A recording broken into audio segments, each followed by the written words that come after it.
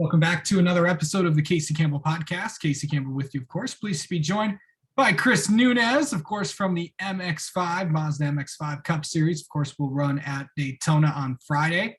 How's it going? Pretty good. How's it going, Casey? Doing well. First off, I know a lot of people may not know you. Well, they may, but kind of tell a little bit about yourself. Yeah, totally. So I have a very unique background in the racing industry. Obviously, you mentioned right now I'm racing MX-5 Cup, but I have a very diverse background. I actually started off in motocross. I won several national titles. I was on a factory team. When I was 12 years old, I switched over to racing off-road dirt track, like following Jimmy Johnson's footsteps. I won national titles there. I actually turned pro in off-road, and I was the winningest driver and also the youngest pro driver. And then from there, I decided, you know what, I'm ready to transition over to asphalt. So I transitioned over to Spec Miata. I got picked up by Mazda Motorsports as one of their factory drivers this past season. And now we're continuing on to race MX-5 Cup this year. So that's just kind of a brief background, a little bit about my racing history. It's a little bit unique. And I know some fans out there can relate to some of my past in racing. So you were also an actor as well. Yeah. Correct. So I was actually in a documentary called Mod Kids USA, which is on Prime Movies now. Yeah. So if you want to check it out, it's pretty cool. It's actually about my off-road history. It's really replicates Drive to Survive by Formula One pretty well on Netflix. So it's pretty interesting. There's a lot of drama. It's pretty cool to check it out. So talk about like how you got into like this racing kind of thing. Mm-hmm. So actually, my mom was a professional water skier, and my dad raced stand-up jet skis professionally. So extreme sports were always in the blood, and they really wanted me to have an extreme sport that we could all bond over as a family sport. And that's exactly what happened. So that's kind of how my interest sparked for racing. And from there, it's just grown ever since. You know, I decided, okay, this is what I love. I want to make a career out of this. So I've really been working hard to push towards that. So what led you to sports cars? Honestly, my mentor, Jimmy Johnson, is the main contributor towards that.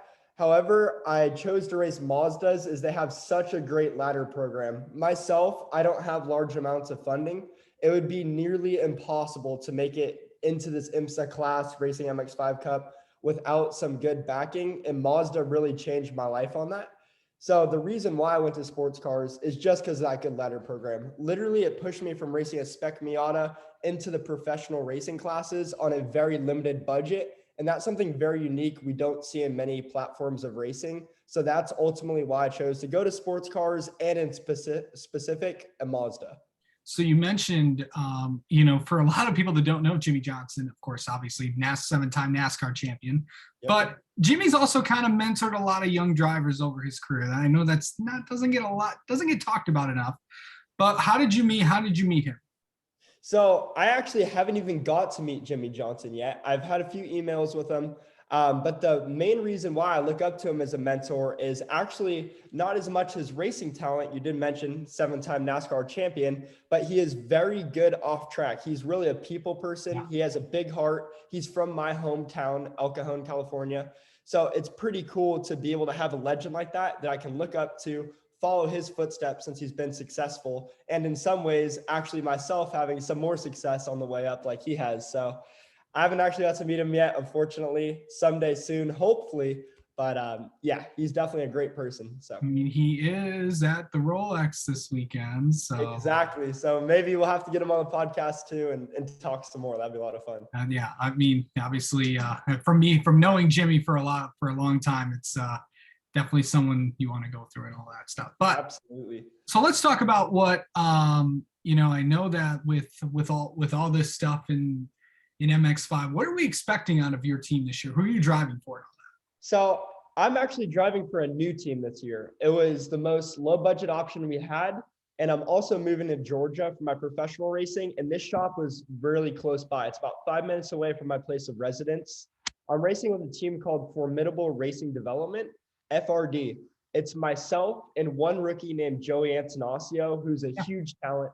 So we're gonna have a pretty good team. We're just starting off with 2 cars. We plan to expand out to about 4, but for now it'll just be me and Joey, the rookie, starting off this season. So It'll be interesting. I love helping out new teams, especially when it's just mom and pop operation helping to run it. It's gonna be really exciting. So let's talk about this race at Daytona. We all know how crazy it was last year in the MX-5 race, but let's talk about like, what's it like here trying to drive these kinds of cars, to kind of explain. I think what the fans really don't notice is how much talent is actually in this field and will be racing in the up and coming days. We're going to have approximately 30 cars, but what we need to realize is that any of the top 25, 30 cars could easily win this race. Yeah. These drivers are extremely talented. It's going to be luck of the draw, but it's going to make for some amazing racing. I think we could expect about a 15 car breakaway. We're going to have about a 15 car train, and the race is going to be getting diced up the whole time. It's going to be super exciting, and especially for the rookies. There could be a lot of rookies. Rookies could sweep the podium. There's so many rookies. I think there's upwards of 10 very competitive rookies this year. So it's going to be intense. It's going to be really intense. This could very likely be one of the best MX-5 Cup races of the season, and arguably last season as well. It was a very awesome race. So let's talk about like what outside of racing that you do. You're only 19. So what else do you do? Because I know the MX-5 Cup is not that long of a season, and the races are spread out so far. So we have Daytona, then we go to St. Pete, and I think we go to like, I don't think you have a race until like July, if I'm looking at the schedule correct. Yeah, correct. So we have some breaks. So I do keep myself busy. Racing is my career choice, and that's what I'm pushing towards. So I train 5 days a week, but on top of that, I also do driver coaching. I really like helping to help others, and it's also a good way to reinforce my own skills at the same time. Hearing that repetition over and over on what to do, what not to do, it really helps myself. So I basically driver coach full time. I try to coach at least once a week. So that really keeps me busy since I have to travel for coaching as well. I could go to VIR, I could go to CODA, I could go to Laguna Seca. So in those weeks, I'm traveling a lot. I'm also trying to major right now in business in college. So that keeps me busy as well. So it's kind of a full force effort all the way across the boards. I'm also big into making social media content such as Instagram Reels. So that also is a hobby I enjoy on the side that also helps promote my racing at the same time. So obviously everything off track is kind of still focused around racing in my life. So let's talk about where you're going. Where are you going to school right now? So right now I'm going to actually a community college in San Diego, and I'm doing it all virtually. So that helps with my traveling. So it's pretty cool. Thank you, COVID, for this one opportunity to be able to do school online. Yeah. Of course. Well, you could always learn online before COVID even started. Yeah, but that is true. It gave me the idea. I was like, I like this. This is good for traveling. Right.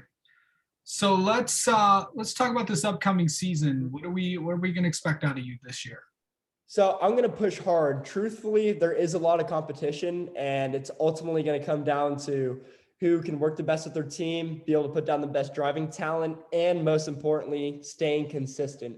For me, I'm a very consistent driver. I may not win every weekend. For example, if we look at Mid-Ohio from last year, I ran second. My teammate was leading the whole race, and there was lots of opportunities the last lap where I could have passed that driver, made a risk, but potentially could have won, but I chose to ride in second. You're going to see that a lot from me throughout this season. And that just comes down from my past. There's an awesome motocross rider named Ryan Dungey who used to race Supercross.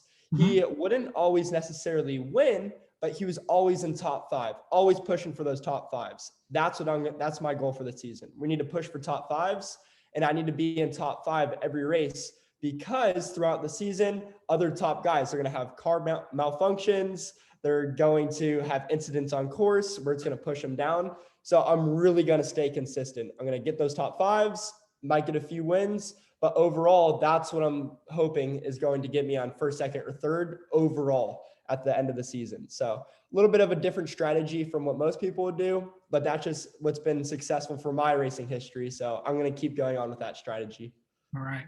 Chris Nunes, thank you so much for coming on and talking about us. Good luck talking about your racing career a little bit. Good luck this weekend at Daytona.